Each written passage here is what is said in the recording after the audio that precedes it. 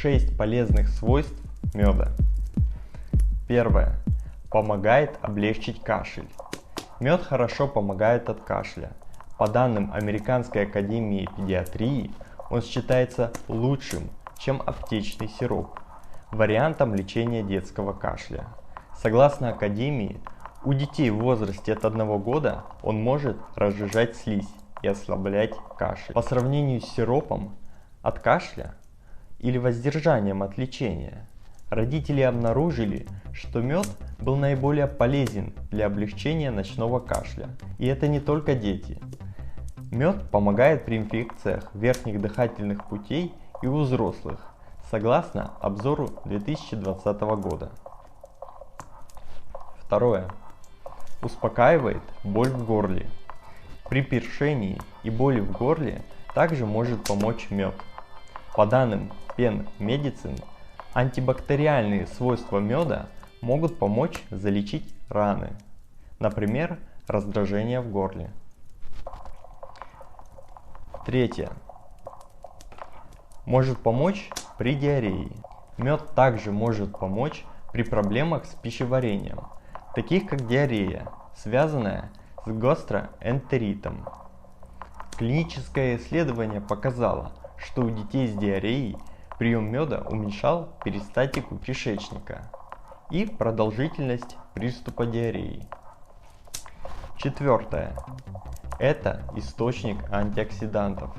Соединения в меде обладают антиоксидантными свойствами, которые помогают защищать ваши клетки от повреждений, вызванных естественным процессом старения и воздействием токсинов в окружающей среде. Антиоксиданты меда могут помочь ослабить типы воспалений, которые повышают риск развития хронических заболеваний. Мед может выступать в качестве природного антиоксидантного лекарственного средства. Некоторые формы меда могут содержать больше антиоксидантов, чем другие. В целом, более темные сорта меда имеют более высокое значение антиоксидантов. Согласно исследованию 2018 года, гречишный мед обладает наиболее антиоксидантной активностью, а мед из рапса самой слабой, потому что он один из самых светлых. Пятое. Лечит ожоги и раны.